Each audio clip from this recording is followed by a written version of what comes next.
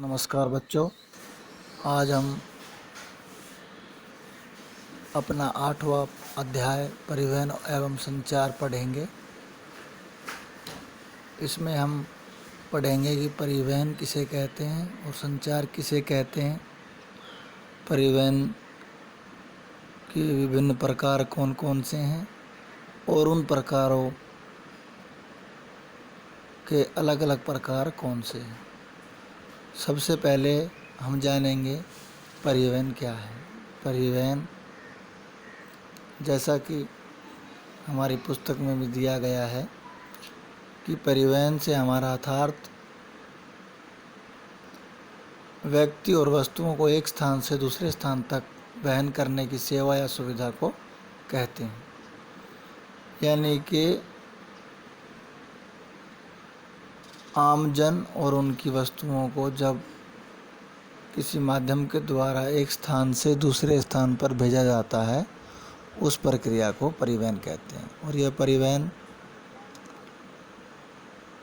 जिसके अंतर्गत विभिन्न मनुष्यों, पशुओं तथा विभिन्न प्रकार की गाड़ियों का प्रयोग किया जाता है। इसके बाद एक बात आती है कि परिवहन जाल क्या होता है। तो अनेक स्थान जिन्हें परस्पर मार्गों की श्रेणियों द्वारा जोड़ दिए जाने पर जिस प्रारूप का निर्माण होता है उसे परिवहन जाल कहते हैं। अब आता है परिवहन की विधाएं। तो परिवहन की विधाएं अर्थात परिवहन किस किस प्रकार से किया जाता है। तो स्थल, जल, वायु और पाइपलाइन, यानी इन सभी माध्यमों के द्वारा परिवहन होता है। स्थल परिवहन, तो स्थल परिवहन में सर्वप्रथम या सबसे पहले सड़क परिवहन आता है। सड़क, जैसा कि आप जानते हैं, आपके घर से गांव में जब आप घूमते हैं, गांव से जब आप अपने निकट कस्बे तक जाते हैं, कस्बे से आप अपने राज्य की राजधानी तक जाते हैं और अपने राज्य से दूसरे राज्य में जाते हैं। इस प्रकार विभिन्न प्रकार की सड़कें होती हैं। सबसे पहले जो है हमारी देश के अंतर्गत राष्ट्रीय महामार्ग आते हैं। राष्ट्रीय महामार्ग जो विभिन्न राज्यों को आपस में जोड़ते हैं। इसी प्रकार किसी देश को अन्य देश से जोड़ने वाली जो सड़कें होती हैं वो महामार्ग होते हैं। यानी कि बड़े बड़े महामार्ग विभिन्न देशों की जो सीमाओं को एक दूसरे से जोड़ते हैं। ये महामार्ग दूरस्थ स्थानों को जोड़ने वाली पक्की सड़कें होती हैं। इनका निर्माण इस प्रकार से किया जाता है कि अबाधित रूप से यातायात का आवागमन हो और यातायात के अबाधित प्रवाह की सुविधा के लिए अलग अलग यातायात लेन, पुल, फ्लाईओवर और दोहरे वाहन मार्गों से युक्त 80 मीटर चौड़ी सड़कें होती हैं। विकसित देशों में प्रत्येक नगर और पत्तन नगर महामार्गों द्वारा जोड़े होते हैं। अर्थात देश के विभिन्न जो प्रमुख केंद्र होते हैं वो सभी इन महामार्गों के द्वारा जोड़े जाते हैं। इसके बाद आती है राष्ट्रीय मार्ग, जो विभिन्न राज्यों को आपस में जोड़ते हैं। फिर जिला सड़कें जो एक राज्य के विभिन्न जिलों को जोड़ती हैं। उसके बाद ग्रामीण या कच्ची सड़कें जो गांव को एक दूसरे से जोड़ती हैं। इसमें पक्की और कच्ची दोनों सड़कें शामिल होती हैं। उसके बाद होती है सीमावर्ती सड़कें, अर्थात जो विभिन्न देशों की सीमाओं को आपस में जोड़ती है और वहाँ पर बनी होती है, वो सीमावर्ती सड़कें होती हैं। यानी ये सड़कें पूरे देश को सीमा से जोड़ती हैं, सामान और विभिन्न प्रकार की वस्तुओं को लाने के लिए लाभदायक होती है। उसके बाद आता है रेल मार्ग।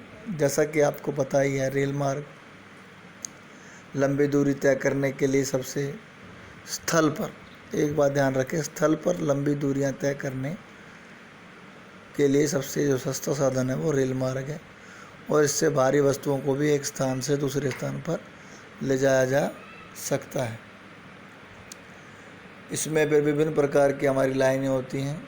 गेज, मीटर गेज सामान्यतः बड़ी लाइन बोली जाती है, 1.5 मीटर से अधिक मानक 1.44 मीटर 1 मीटर की और छोटी लाइन में वर्गीकृत किया गया है। सबसे पहले, जैसा कि आपको पता ही होगा, सबसे पहले जो है इंग्लैंड में रेल मार्ग शुरू हुआ था। उसके बाद धीरे धीरे ये विभिन्न देशों में फैला, भारत में भी, और पूरे विश्व में लगभग 13 लाख किलोमीटर रेल यातायात मार्ग है। अभी तो और भी ज़्यादा बढ़ गया है। यूरोप में विश्व का सबसे सघनतम रेल मार्ग पाया जाता है। सबसे जो है सघनतम रेल मार्ग कहाँ पाया जाता है? यूरोप में। इस प्रकार आप देखेंगे इसके अंतर्गत लगभग 4,40,000 किलोमीटर लंबे जो है यातायात मिलते हैं और ये दोहरे और बहुमार्गी हैं।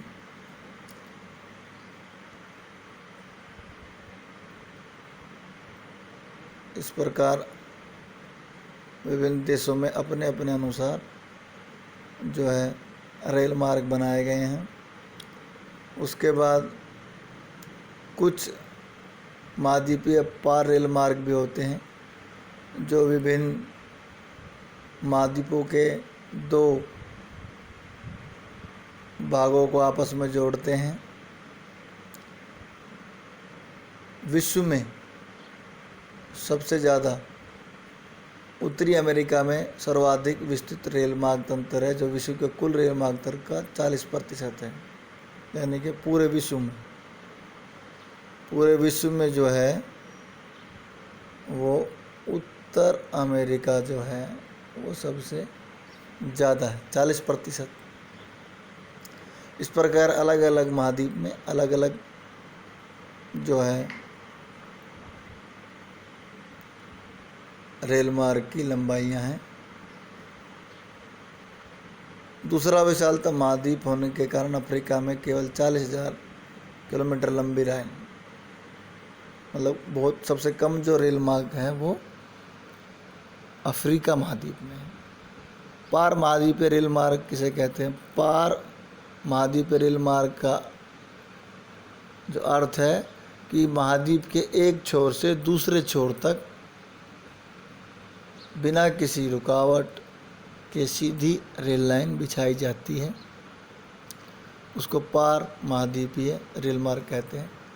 अलग अलग महाद्वीपों में पार साइबेरियन रेल मार्ग, जो पार साइबेरियन रेल मार्ग है विश्व का सबसे लंबा रेल मार्ग है, जो लगभग 9,322 किलोमीटर है और दोहरे पथ से युक्त विद्युतीकृत यानी कि बिजली से चलने वाला जो है ये जो है रेल मार्ग है।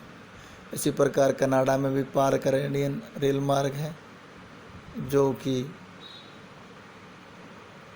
अलग अलग महाद्वीपों में, जैसे पहले हमने बात की थी पार साइबेरियन रेल मार्ग की, उसके बाद पार कैनेडियन रेल मार्ग की। इसी प्रकार अलग अलग जो महाद्वीप है हमारे, उसमें अलग अलग पूरे आर से पार रेल मार्ग है। ऑस्ट्रेलियन रेल मार्ग, ओरिएंटल एक्सप्रेस, इस प्रकार विभिन्न महाद्वीपों में अलग अलग रेल मार्ग है। अब इसके बाद आता है जल परिवहन। जल परिवहन यह परिवहन का सबसे ज़्यादा भार ढोने वाला और सबसे सस्ता परिवहन मार्ग है। विश्व में सबसे अधिक जो माल है वो जल परिवहन के द्वारा विभिन्न जहाज़ों से ढोया जाता है। इसमें सबसे महत्वपूर्ण समुद्री मार्ग इस प्रकार है। उत्तरी अंटार्कटिक समुद्र मार्ग, यह विश्व का सबसे व्यस्तम मार्ग है, इसलिए इसको वैध ट्रंक मार्ग भी कहते हैं। यह जो है उत्तर पूर्वी संयुक्त अमेरिका और पश्चिमी यूरोप को मिलाता है। विश्व का 1/4 विदेशी व्यापार इसी मार्ग के द्वारा किया जाता है। इसी प्रकार भूमध्य हिंद महासागरीय समुद्री मार्ग, फिर उत्तर महासा अंतरिक्ष समुद्री मार्ग, यह यूरोपीय प्रदेशों को पश्चिमी अफ्रीका, दक्षिण पूर्वी एशिया, ऑस्ट्रेलिया आदि से जोड़ता है। जैसा कि इस चित्र में आप देख सकते हैं कि ये सारे जो महत्वपूर्ण समुद्री मार्ग हैं वो दिखाए गए हैं पत्तनों के साथ। फिर इसी प्रकार दक्षिणी अटलांटिक समुद्री मार्ग, यह पश्चिमी यूरोप को पश्चिमी अफ्रीका से जोड़ता है। उत्तरी प्रशांत समुद्री मार्ग, इसमें भी कई मार्ग आते हैं।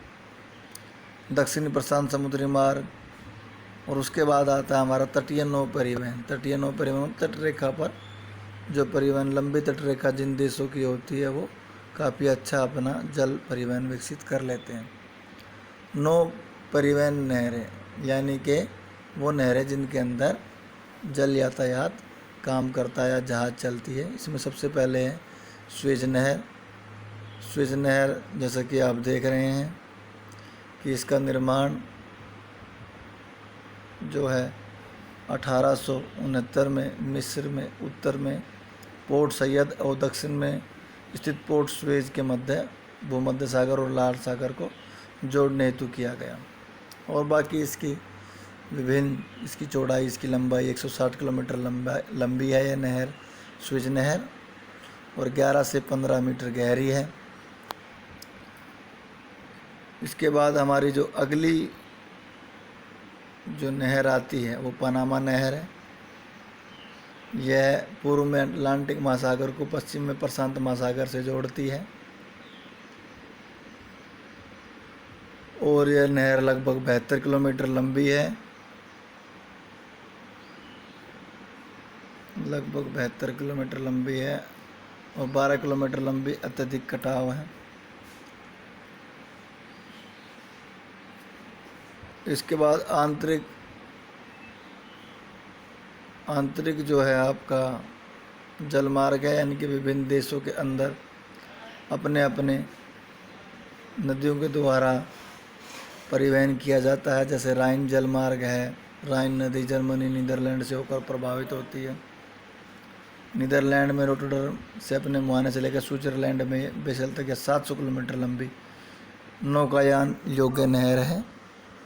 ऐसे ड्यूनब है, वोल्गा जलमार्ग है, और झीलें सेंट लॉरेंस समुद्री मार्ग है, यानी अमेरिका में विभिन्न प्रकार की जो हमारी झीलें हैं वो भी जल यातायात पर प्रदान करती हैं। वायुयान परिवहन जो है सबसे महंगा है, लेकिन परिवहन का त्रुतम साधन है, अर्थात सबसे जल्दी हम इसके द्वारा एक स्थान से दूसरे स्थान पर जा सकते हैं। अंतर महाद्वीपीय वायु मार्ग, मतलब विभिन्न जो महाद्वीप है उनके आप एक दूसरे स्थान पर जाने के लिए इन वायुयान मार्गों का प्रयोग किया जाता है और बहुत ही जल्दी से जल्दी हम पहुंच सकते हैं। लगभग 36 घंटे में हम विश्व के एक कोने से दूसरे कोने में कहीं पर जा सकते हैं। इसमें किसी प्रकार की कोई बाधा नहीं होती। जैसे पर्वत पठार मैदान में अलग अलग प्रकार की दिक्कतें आती है, इसमें किसी भी प्रकार के वर्तमान समय में विश्व का कोई भी स्थान हम 35 घंटे से अधिक की दूरी पर नहीं है, अर्थात 35 घंटे में हम सभी दूरी पर जा सकते हैं। आज लगभग 250 से अधिक वाणिज्य एयरलाइंस चल रही हैं। और सबसे बाद में आता पाइपलाइन अर्थात जल, पेट्रोलियम, गैस, विभिन्न प्रकार के तरल पदार्थ हम इनके द्वारा इधर से उधर, यानी एक स्थान से दूसरे स्थान पर भेज सकते हैं। विभिन्न देशों में इसका प्रयोग किया जा रहा है। संयुक्त राज्य अमेरिका में उत्पादक क्षेत्रों से उपभोग क्षेत्रों के बीच पाइपलाइनों का सघन जाल है और इन्हें बिग इंच भी कहते हैं। बिग इंच एक ऐसी एक प्रसिद्ध पाइपलाइन है जो मैक्सिको की खाड़ी में स्थित तेल के कुओं से उत्तर पूर्वी राज्यों में तेल ले जाती है। कुल मिला के ये बात है कि सभी देश अपने अपने सीमा क्षेत्र में पाइपलाइनों का प्रयोग करते हैं ताकि विभिन्न प्रकार के तेलीय पदार्थ, जल और गैसों को जल्द से जल्द एक स्थान से दूसरे स्थान पर पहुंचाया जा सके। बाकी इसके बाद अन्य जो उपविषय है वो संचार है। जैसा कि हमने परिवहन के बारे में पढ़ा, ऐसे ही हम संचार के बारे में पढ़ेंगे। संचार का मुख्यतः जो अर्थ है वो है कि अपने संदेशों को एक स्थान से दूसरे स्थान पर पहुंचाना। सबसे प्रथम ये टेलीग्राफ के माध्यम से, फिर टेलीफोन आया। इस प्रकार समय के अनुसार विकसित प्रौद्योगिकी बदलते रहने पर विभिन्न प्रकार के बदलाव आए। आज हम देखते हैं कि हम अपने घर से बैठे अपने रिश्तेदारों, परिजनों, जानकारों को अपनी बातें आसानी से पहुंचा सकते हैं। यहाँ तक कि वीडियो कॉल भी संभव हो गई है कि आप उनका चेहरा देख सकते हो। इंटरनेट जो है वो हमारा उपग्रह से चलता है। विभिन्न देश समय समय पर अपने उपग्रहों को छोड़ते रहते हैं। सर्वप्रथम जो है संयुक्त राज्य अमेरिका और सोवियत संघ यानी कि रूस ने अपने विभिन्न उपग्रह स्थापित किए। लगभग 500 किलोमीटर दूरी पर ये उपग्रह स्थापित किए गए। और सर्वप्रथम जो भारत का उपग्रह था वो आर्यभट्ट था। 19 अप्रैल 1979 को भास्कर 1 छोड़ा गया। उसके बाद रोहिणी, एप्पल, विभिन्न प्रकार के जो है उपग्रहों का प्रक्षेपण किया गया। साइबर स्पेस इंटरनेट जो कि आज की दुनिया का है, सरल शब्दों में कहें कि www वर्ल्ड वाइड वेबसाइट, इसका प्रयोग बहुत ही तीव्रता से हो रहा है। और हम अपनी सभी प्रकार की जानकारियों को प्राप्त करने के लिए इलेक्ट्रॉनिक नेटवर्क और इन्हीं उपग्रहों के माध्यम से इंटरनेट का प्रयोग करते हैं और विभिन्न प्रकार के प्रदर्शन और अपना मनोरंजन करते हैं। और पूरे विश्व में ज्ञान का प्रसार भी बहुत आसान हो गया है। व्यापार, विभिन्न प्रकार की संदेश, सूचनाएं आसानी से एक दूसरे के पास पहुंचाए जा सकते हैं। धन्यवाद।